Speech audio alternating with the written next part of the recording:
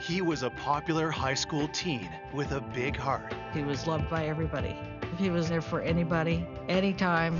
He was a really likable and caring person. Until his life was violently stolen while he slept. It was unbelievable because I was trying to figure out what was going on. We pretty much are starting with a blank slate. It was really a whodunit. Don't have a lot of answers. Detectives unearth a world of deceit and intimidation. She said if he would have just kept his mouth shut, this never would have happened. There were two teenagers bragging about being connected with a homicide. He was already in custody, so was this something that he had orchestrated? To reveal a sinister plot. A fisherman contacted the police department and said, hey, I found this gun. So that was a twist where you never would have expected that. The whole scenario was crazy. And discover a mastermind no one expected. We were dumbfounded, like, what just happened here? I don't think anybody thought that this is how it would end. I felt totally betrayed. I wasn't just shocked. I was floored.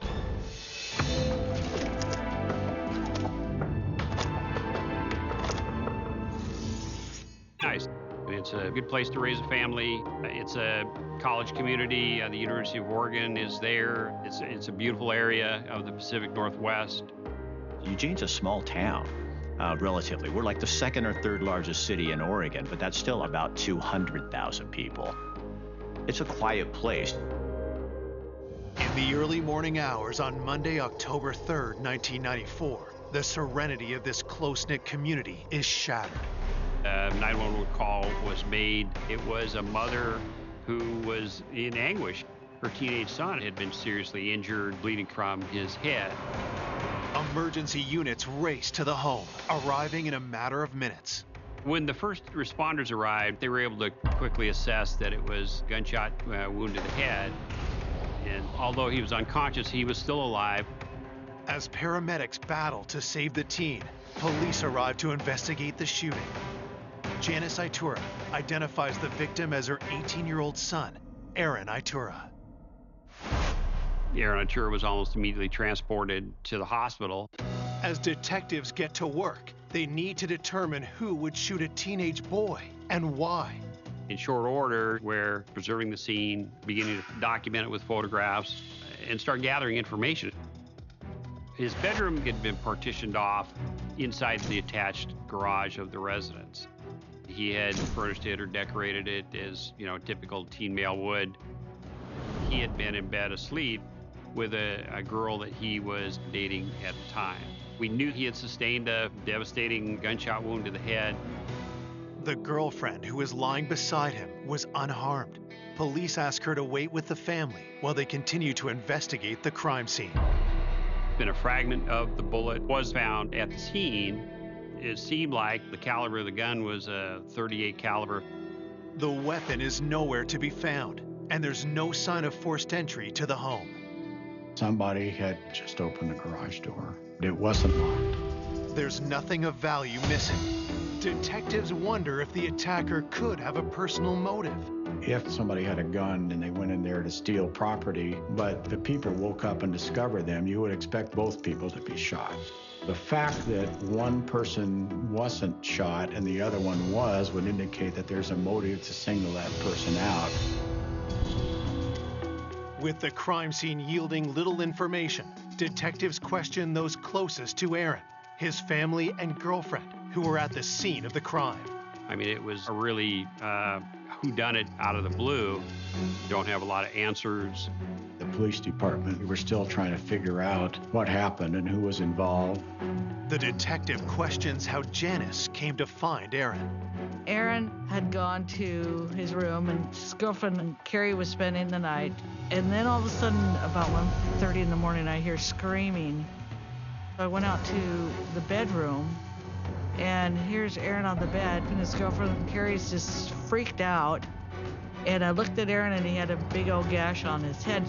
Then I saw blood. And I called 911 and then I just grabbed him and I held him for a while. I was trying to figure out what happened. Aaron Itura was born on December 28, 1975. He was the oldest of 5 children, raised by single mom Janice. Aaron was a good kid. He was there for anybody, anytime. And he had a lot of responsibilities as far as helping out, because I worked sometimes 2 jobs, and he took care of all of his young siblings. Growing up, Aaron was always tall for his age and came to be known as a gentle giant. People described him a big, lovable teddy bear. He was a really likable and caring person with a mom who was really involved in his life. In his last year of high school, Aaron was popular, well-respected, and easygoing. Well, he liked to draw. He wanted to go to art school in New York, and that was his goal. Recently, Aaron had found love with a local girl named Carrie. She worked at the little neighborhood store, and they had been dating about 4 or 5 months. Aaron took pride in his community and was highly active in the area's anti-gang movement. He had the courage to step up and do what was right. He was just the type of guy that people came to with their problems. He was the protector. He watched out for everybody. Aaron was looking ahead to a bright future. No one can think of anyone who'd want to shoot this young man point blank in his own bed. Investigators turned to Aaron's girlfriend, Carrie, who was lying next to him during the attack. Carrie tells detectives she awoke to the sound of the gunshot, but couldn't see much in the dark. Carrie, the girlfriend, certainly needs to be looked at as a potential suspect because of her proximity at the time the shooting occurs. The police decided to take her down to the police station and to talk to her in a lot more detail about what she knew.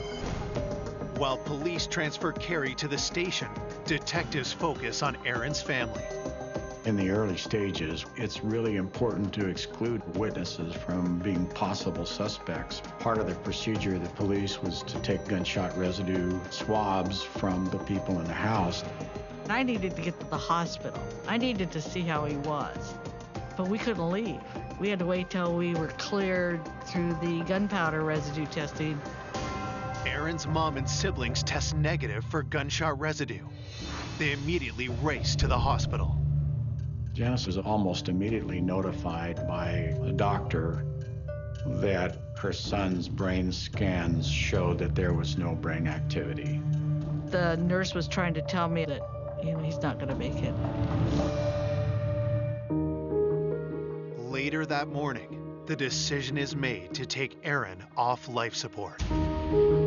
I think he just was done fighting. I lost a big chunk of my heart. And I just couldn't believe that I'll never see him again. As Aaron's family grieved their devastating loss, at the station, detectives interview Aaron's girlfriend, Carrie. They ask her if she knows of anyone who would want to harm Aaron. She claimed she didn't know why this occurred and who would have a motive to have killed him. When detectives question Carrie about trouble in their relationship, she denies any problems. Maybe she just wasn't being straight or truthful.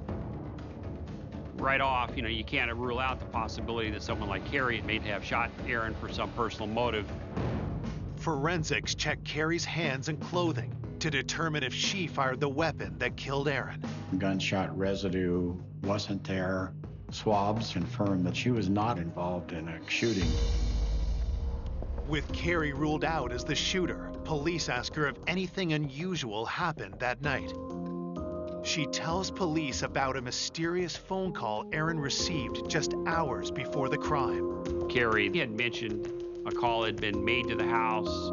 It was some girl, just wanting to know if Aaron was there. And then the caller hung up. Investigators have Carrie walk them through the moments before Aaron was shot. She said she was laying next to him. They were both fast asleep when she was awakened by some noise, which, as it turns out, was a gunshot. Then, Carrie reveals a crucial detail. Carrie becomes a key part of the investigation. She mentioned that she'd seen who did it. Coming up, the investigation takes a stunning turn. What we learned indicated that they knew a lot more about what happened than what they'd said originally. And unravels a tale of betrayal. And I'm just like, did I just hear her say what I think I heard her say? There was almost something pathological about their relationship. To reveal a ruthless killer hiding in plain sight. They were absolutely a master manipulator. It was what they call a Jekyll and Hyde. It was really shocking how the case turned.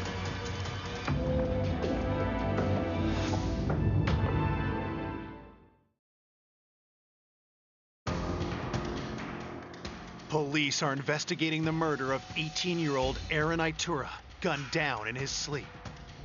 Aaron's girlfriend, Carrie, is the sole eyewitness to the crime, and police are hoping she can provide them with a lead. The police department are still trying to figure out what is the reason why he would be singled out and killed. Detectives continue to question Carrie about the details surrounding the murder. Carrie provided information to the police that it was two killers. She believed they had their faces covered with bandanas and their hands covered, so she could not get a good description of them. She was able to identify them as young males, but not much beyond that. But who could the two masked assailants be? Police ask Carrie if she can think of anyone in her recent past who would want to harm Aaron. She might have had a jealous ex-boyfriend who might have had a grudge against Aaron that she would have been aware of. And so we were exploring all of those avenues to find any potential connections. After interviewing Carrie, police dig into her background and find no serious ex-boyfriend or anyone else that could link to the crime. With no significant leads, investigators turn to the community for help. We pretty much are starting with a blank slate. The police had kind of fanned out, into the community and were asking people whether they knew anything about what had happened to Aaron Itura. But no one heard or saw anything suspicious. For this laid-back community, news of Aaron's brutal murder is a shock. All we knew was this young man had been sleeping in his bed and somebody had gotten in there and shot and killed him. We were dumbfounded, like, what just happened here? This is Eugene, Oregon. You don't have young people being killed right in their home, in their bedroom while they're sleeping. And people were scared. Detectives begin to look at Aaron's work with the anti-gang group. Had he made some dangerous enemies? Law enforcement was certainly concerned about gang activity. There was a sense, anyway, that Aaron, he's been at these anti-gang task force meetings, and now this kid has been shot in the head. So it certainly raises questions. Police learned that Aaron had been working closely with local anti-gang activist Mary Thompson. A lot of people knew who Mary Thompson was. She was wanting to sound the alarm about gangs in Eugene. And she established herself as kind of the citizen voice among law enforcement and other agencies dealing with that. She was a working mom with a teen, her son Bo, who was getting in and out of trouble. Mary Thompson was involved in publicizing the threat of gangs. How that developed for her was that her son Bo, who was 16 and had gotten involved in some gang activity and serious crimes. She said he's a member of a local Crip gang, and if it can happen in my family, it can happen in any families. And oftentimes she was going to various schools and in the media for an anti-gang sentiment. Mary's home was open to troubled teens trying to avoid gang life, but she needed help with her expanding network. Aaron got approached in school about assisting with the community outreach. He took that role seriously. Aaron was very proud. Sometimes I could hear him talking to his sisters about, I've got to do this. I'm going to help some kid someday, and Mary's on the right track. I thought she was amazing. Here's a woman that's 40-some years old, and she is out with Aaron, making people aware, because most people in this town had no idea that this was going on. The day after the murder, investigators pay Mary a visit, looking for a lead.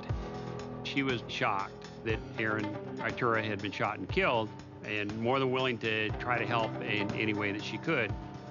She offered a whole list of names of people that she knew were associated with him. Then, Mary shares a disturbing detail. When the police went to talk to Mary Thompson, she told them about a gang member from Portland that was a Crip that had stopped by her house looking for Aaron Itura before the homicide.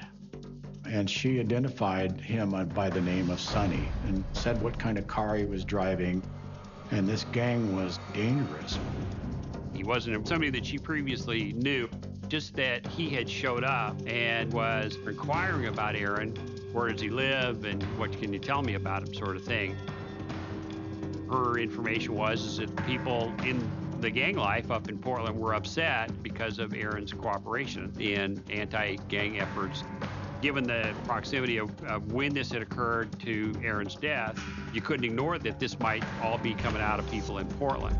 She provided a general description of Sonny and of a car that he was driving. He wasn't on our radar. So the information about Sonny was documented and passed on and shared with the Portland Gang Bureau. While Portland's gang unit tracked down Sonny, Eugene police talked with Aaron's friends. Had Aaron been concerned for his own safety before the murder? They said before the homicide, Aaron Itura told them a story about a gang member wanting to do harm to him. But there's not a lot of information. This could be. Itura is found shot in his bed. Investigators believe the cold-blooded murder of the teen could be tied to his work in an anti-gang group. According to Aaron's mentor, Mary Thompson, a gang member named Sonny had been looking for him. The result of the inquiry with Portland has come back and they came up blank. They had no information about any Sonny. The car description didn't match anything in their files. So it was a big zero. You know, they were saying we don't have anything. So as a result of that, we were frustrated that we didn't have a suspect. Then, detectives received the autopsy results. Aaron sustained a fatal gunshot wound to the head, and it was a single shot. It was an aim shot with a .38 caliber to the back of the head. What would go through the brain would have almost 100% chance of causing the death of the person that was hit.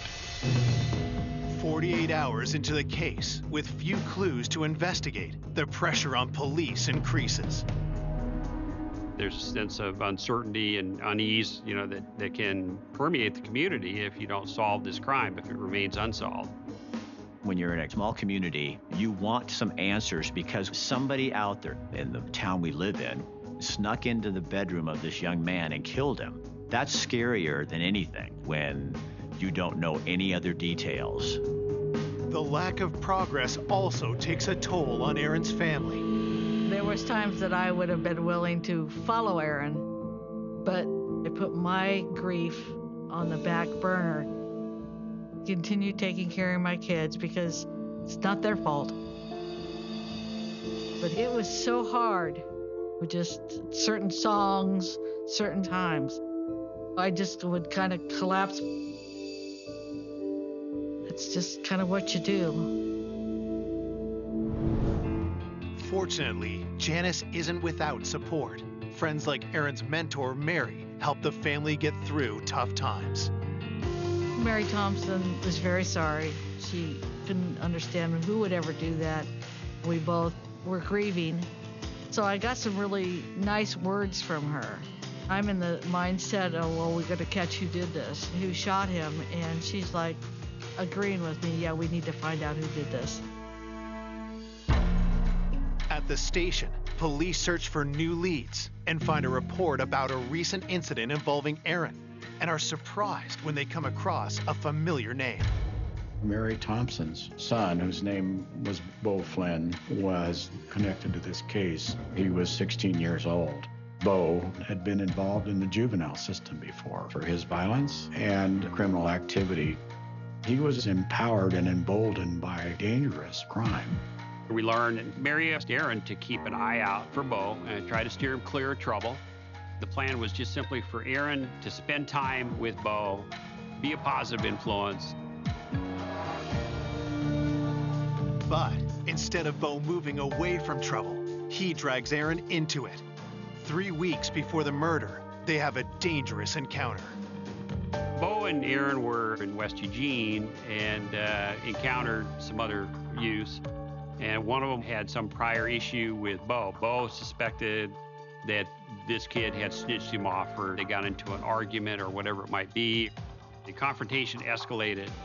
Bo, who was carrying a knife, produced the knife and ended up cutting the other kid.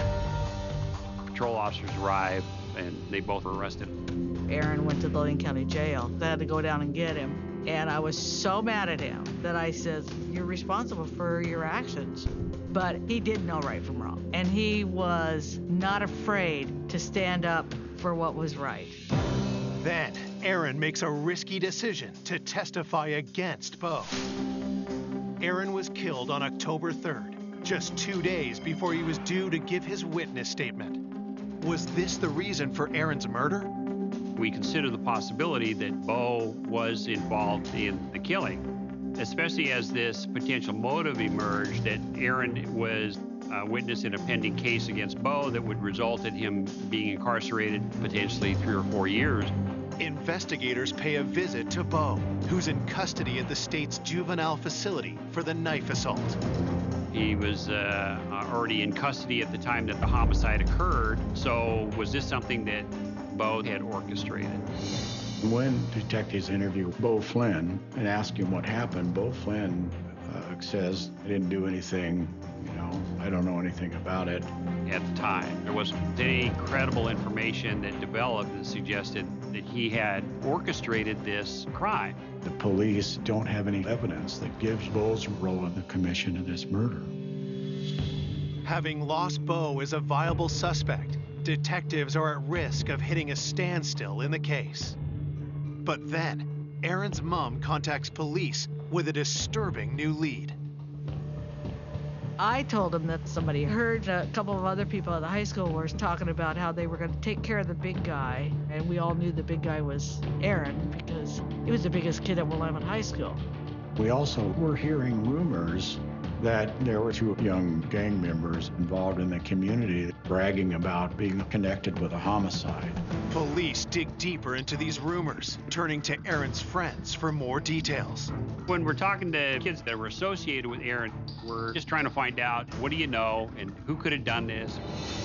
Jim Elstad and Joe Brown had been identified as part of this loose-knit group of kids that were often frequenting the Thompson residence. And they were kind of on the fringe. The information persisted that both admitted and talked about the murder itself. They were saying that they had done the killing. They were proud of what they'd done. These kids needed to be contacted. Even as we were working it was really shocking how the case turned. The execution-style shooting of 18-year-old Aaron Itura have a new lead. 2 local teens have been bragging about the killing. What the word was on the street was Joseph Brown and James Elstad were the 2 individuals involved in the killing of Aaron Itura. I knew they were friends of Bo's, but these kids were Aaron's friends as well. Jim Elstad grew up with my kids. His little brother was my daughter's best friend. And hearing that he would even be involved was just bizarre, but that's what they were saying. We were told from the circle of kids that were being identified and contacted said that Jim Elstad and Aaron Itura had been friends at one time, and that most recently, leading up to the homicide, that relationship had soured. So a source of friction that should be explored and investigated. Joe Brown and Jim Elstad, they didn't appear to have criminal records, so there wasn't a whole lot to go on. Before police can speak to the 2 teens, they get a surprise visit from Mary Thompson. She indicated that she also heard that Joseph Brown and Jim Elstad might have been involved in the homicide. But what Mary reveals next stuns the detective. The homicide happened on October 3rd in the early morning hours, and she tells the police that both Elstad and Brown ended up coming to her house after the homicide and telling her that they had killed Itura. Acknowledged that she hadn't been entirely candid with us from the beginning. Her explanation for that was, well, I just didn't believe him, I just couldn't imagine them doing it. I wasn't seeing anything in their demeanor that suggests that they had done this homicide, and so I didn't volunteer that information up front because I didn't think it was credible at the time. But now Mary believes the two teens could have been telling the truth. Armed with this new information, police bring Jim Elstad and Joe Brown to the station for questioning. When they were interviewed, both of them denied any knowledge of the homicide. Elstad and Brown had agreed to take polygraphs as a way to clear themselves of suspicion. And so they were each polygraphed that same day, and both flunked. Detectives grill the teens for hours, and eventually they break down and confess. Brown and Elstad finally acknowledged that they had been involved and had done the homicide. To understand how Aaron Iturra was killed that night, police have Joseph Brown recreate the murder at the crime scene. He had agreed to come back and do what we call a walkthrough, where you're basically doing a videotape statement and you're describing, and in some instances you might even enact, what occurred. Joe tells police he was the lookout, and Jim Elstad was the one who shot Aaron. But what was their motive? Gradually, what emerged was they were upset because their homie Bo, was at risk of being incarcerated further because Aaron was cooperating with the police and was willing to testify against him in this knife incident. In their statements, Joseph Brown and James Elstad took personal responsibility for the homicide. They did not say that their activities were at the direction of Bo. Detectives need something concrete to corroborate their story, so they ask about the murder weapon. When police ask Joe Brown what happened to the gun, he tells them it's in the river. After the homicide, Joseph Brown throws the gun into the river to dispose of it. Police search the river for the gun, but can't find it. The fact emerged, that we were looking for the weapon. A fisherman contacted the police department and said, hey, I don't know if it's connected or not, but I was fishing that stretch of the river and I found this gun. So a patrol officer is sent out and takes possession of the gun from him and books it into evidence. They then do a ballistic check on the gun and they find out it was consistent with the murder weapon. You have their confession and you've got the murder weapon, so you can corroborate their confession to the point where the conviction of those two people is solid. On October 6, 1994, Jim Elstad and Joe Brown are arrested for the murder of 18-year-old Aaron Iturra. It was very hard to find out. Jim Elstad shot Aaron while he was sleeping. That was just unbelievable. After the arrests, Aaron's mentor, Mary Thompson, reaches out to Janice. Mary called me. First it was like, well, we need to get together, maybe have a coffee, and I'll buy you lunch. And then she said, if Aaron would have just kept his mouth shut, this never would have happened. And I'm just like, did I just hear her say what I think I heard her say?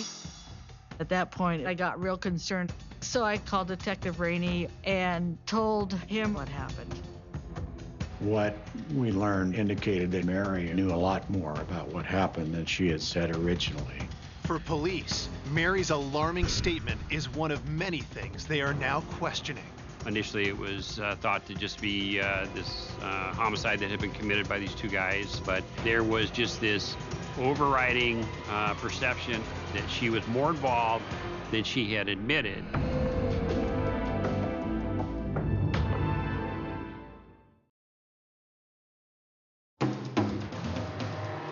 Less than a week after 18-year-old Aaron Iturra was shot to death in his bed, former friends Jim Elstad and Joe Brown are charged with his murder. But now, the actions of Aaron's anti-gang mentor, Mary Thompson, have detectives thinking the case is far from over. Mary Thompson's behavior had been raising some red flags. She failed to mention that Brown and Elstad came to her house that night It was just a convenient fact that she forgot to mention. And she also had made a call to Janice. That was actually unusual, suspicious in nature. At that point, the police decided to take her down to the police station and to talk to her in more detail. Investigators want to know why Mary withheld information surrounding Aaron's murder. In that interview, she talks about being extremely angry with Aaron Itura after he informed on her son about the knife fight. But she didn't want him to be killed. Do we know for sure that she's implicated in the murder? No. Can we prove it at that time? No. Since police lack solid evidence that Mary is involved, they let her go. With the killers behind bars, Aaron's loved ones gathered to say their final farewells. It was one beautiful, beautiful day. High school kids, teachers, counselors, they all showed up. Mary was there as well. And there was probably 2,000 people. People I didn't even know were there. Aaron was loved by everybody. 5 days after the arrest of Aaron's murderers, police are still troubled by Mary Thompson's unusual behavior, so they dig deeper into her past. 10 or 15 years prior, there was some other events in Josephine County, which is a county in southern Oregon. She had identified herself as being a person that was working as an assistant to prosecuting the drug trade. And it turned out that she was a methamphetamine manufacturer at that time, and that she got caught selling methamphetamine. Looking at Mary Thompson's past, she was engaged in a criminal activity. It was definitely shocking. She was a crime fighter that the community trusted, that had engaged in that kind of behavior. So that was a twist where you never would have expected that. Mary's history proves she's capable of lying and manipulating to get what she wants. Now investigators wonder what she's capable of in connection to this case. As we knew and learned more about her, it was pretty eye-opening, shocking even to investigators. Part of the picture that emerged about Mary was her relationship with her son, Bo, and how protective she had been of him. She'd had a bunch of relationships in her life that had not turned out, and the only one that stayed with her was Bo Flynn, her son. And so she was willing to do things that were antisocial and illegal in order to maintain Bo's relationship with her. She viewed herself as being a peer. Instead of directing her son to be a law-abiding citizen, she chose to get in the criminal gutter with him. There was almost, I'm no expert, but almost something pathological about their relationship in terms of what a parent will do to protect their child. She knew that Aaron was the only thing standing between her and her son's charges. After Bo, the only person that had motive to eliminate Itura as a witness was Mary Thompson. Detectives start questioning the teens Mary claims she's been keeping out of gangs. When we're talking to kids that were identified as having frequented the Thompson residence, they weren't involved in school, they didn't have healthy relationships, they were all kind of lacking something in their life and felt that. It seemed that she already had developed a family structure that she was able to manipulate for her own purposes, and she had somehow orchestrated the murder of Aaron Itura, and as a result of that, she began emerging more and more as this prime suspect. But could Mary go so far as to have Aaron killed? To advance this investigation, the idea came up about doing a wiretap to see if something was being said here that could be used to either eliminate Mary from suspicion or would lead to evidence to convict her of murder. On the wiretap, detectives hear Mary's son, Bo, who's on parole, discussing gang activities with other gang members. They called themselves the 74 Hoover Crips. They were involved in selling drugs and stealing property. We were thinking it was possible Bo was in charge of the gang. Just when investigators think Bo is the gang leader, someone else comes on the line. It became quickly apparent that Mary was calling the shots. She was pressuring people to do stuff. Mary Thompson's role in the gang is definitely as a leader. They heard Mary planning robberies, beatings, car thefts, just a hive of criminal activity. Mary Thompson, in her exchanges, in these intercepted phone calls, clearly is talking the talk. I mean, she knows the lingo, the street language, and she's a very legitimate threat. She tells them she's got connections outside of Eugene even that, if need be, she can marshal to come in and start dealing with people. But nothing links Mary directly to Aaron's murder until she makes a telling statement. There's a conversation that she has with a gang member, and she says, "Don't worry, I haven't screamed at you, have I? Aaron Itura got screamed at before he got whacked. He knew how I felt." So she essentially admits to the gang killing Itura. We ripped off the veneer of her being this concerned mom who only immersed herself in this culture out of concern for her son. Facts that we're developing were pretty revealing. Though the admission is damning, detectives know they'll need more to secure a conviction. We felt that we needed a direct witness who would tell us about all these conversations that happened up and including the homicide of Aaron Itura. Our tactic was to break the gang, essentially, and to see what we could do about getting them to testify against Mary Thompson.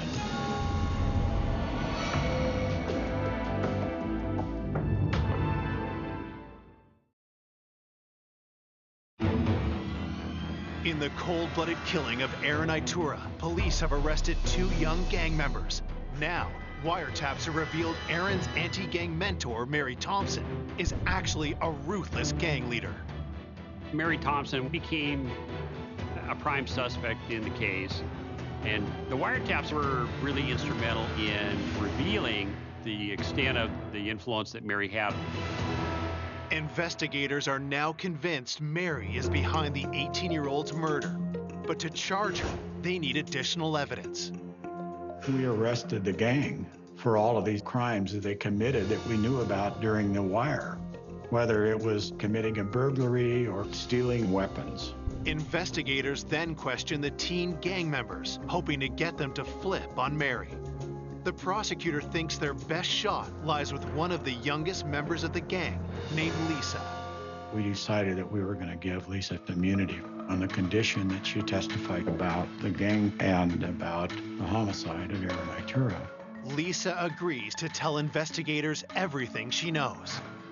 It became pretty clear not only was Mary the leader of the gang, but when it came to eliminating Itura, the behavior of Elstad and Brown was guided by her. Mary was always saying that something's got to be done about Aaron. We can't let him testify against Bo, and that shifted to actually killing him.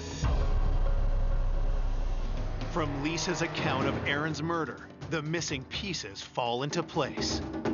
The Friday before the homicide, there's a big meeting of the gang at Mary Thompson's house. Mary encouraged Jim Elstad to commit the homicide. On the night of the murder, Lisa's role is that she is the one that calls Itura's residence. And when Itura answers the phone, she hangs up on him. And that information gets communicated back to Jim Elstad and Joseph Brown that Itura is at his house and they should go forward and commit the crime. Mary tells Brown and Elstad to wait until everyone in the Itura home is asleep.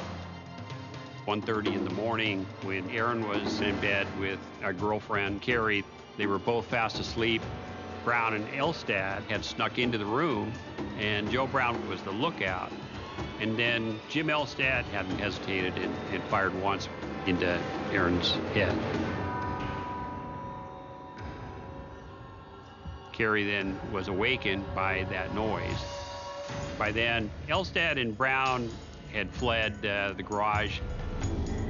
They go to Mary Thompson's house after having committed the homicide, and then Joe Brown gets taken to the river, and Mary Thompson takes him there to dispose of the gun. And this is kind of significant. That was even done at her suggestion. At the outset of the investigation, Mary Thompson went to police with information on Brown and Elstad in an attempt to throw police off her trail. Throughout all this, of course, Mary's trying to keep her fingerprints off of everything, so she's evading responsibility. But her influence resulted in Aaron Itura's death. Mary Thompson was absolutely a master manipulator. That was demonstrated many, many times. In February 1995, Mary is charged with aggravated homicide for her role in killing Aaron Itura. I was floored. I just had no idea that Mary could have been involved at that extent. It was just what they call Jekyll and Hyde, you know. I felt totally betrayed by another mom. I don't think anybody suspected when she was teaching us about gangs that she actually was planning the whole thing. Everybody was trying to do the right thing by her and her crusades, and her telling me how amazing my son was, and the idea that he would go out and help her and then find out that she would have murdered my son herself. In December 1994, Joe Brown and Jim Elstad received 10 and 16 years respectively after pleading guilty to the murder of Aaron Itura. Almost 2 years later, on June 4th, 1996, Mary Thompson goes to trial and pleads not guilty. Gang members testify in court, supporting the prosecution's case. They all eventually, came on board and were effective witnesses. After a 6-week trial, on July 23, 1996, the jury finds 41-year-old Mary Thompson guilty for her role in the murder of Aaron Itura. It's been such an emotional trauma on us all. Because it's not only me that she's hurt, it's not only my son that she's destroyed, it's my family, his friends, the kids involved, everybody. She's probably been doing this her whole life, but she didn't win. Mary Thompson is sentenced to life in prison for aggravated murder, among other charges, including hindering the prosecution. When you think of the level of deception that she perpetrated and then ultimately to see her held responsible for that, that's a real satisfying feeling as an investigator. The whole case from beginning to end was unsettling. I don't think anybody would have gone into it thought that this is how it would end. Aaron's loved ones find relief in the closing of that dark chapter in their lives. They try their best to move forward, but thoughts of the good-natured 18-year-old are never far away. I talk to him daily, but my family was a whole unit. You got one spoke missing. He was the protector. I always feel he's here. He's around us. He still has.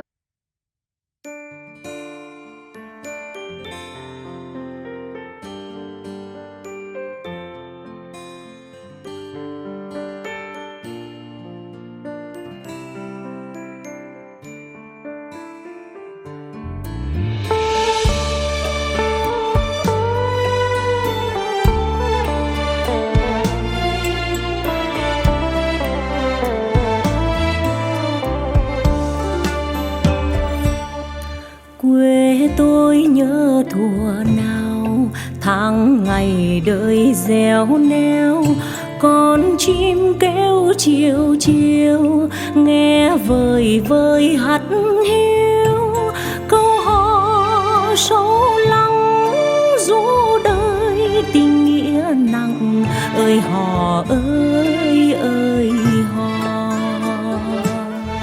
Thương sao khi hạ về, nắng lửa đổ khô cây, riêng hai đêm càng dài, mưa dầm ngọn héo mây, từng luống đất cay, từng ước nguyện người ươm đất nhiên yêu đời, bữa cơm vui đất nuôi.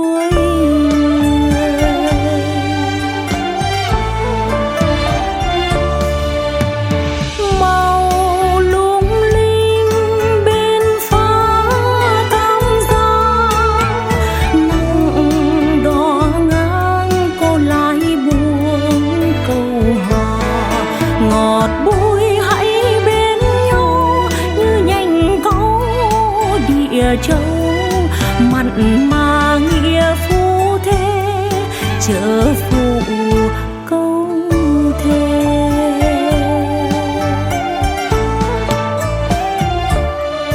Ai đi không hẹn về, sao đậm tình hai quê, bên ni những nguyện thề, có chạnh lòng bên tế. Quê người mưa nắng có con tình sâu nặng, hay nhạt phai trong lòng.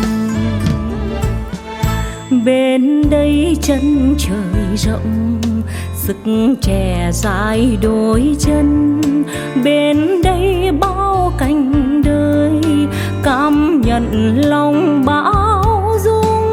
Mưa nắng quê người vẫn sâu nặng, niềm tin yêu trong cõi đời, tựa sao mãi nơi chân trời.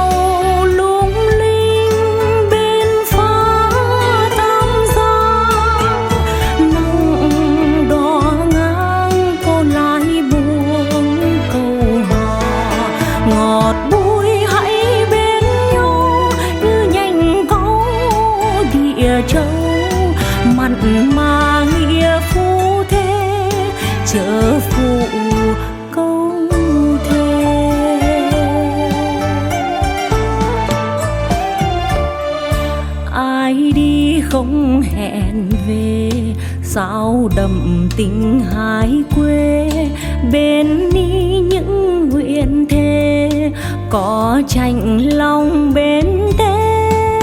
Quê người mưa nắng có con tình sâu nặng, hay nhạt phai trong lòng. Bên đây chân trời rộng, sức trẻ dài đôi chân, bên đây bao cảnh đời, cảm nhận lòng bão dung. Mưa nắng quê người vẫn sâu nặng, niềm tin yêu trong cõi đời, tựa sao mãi nơi chân trời.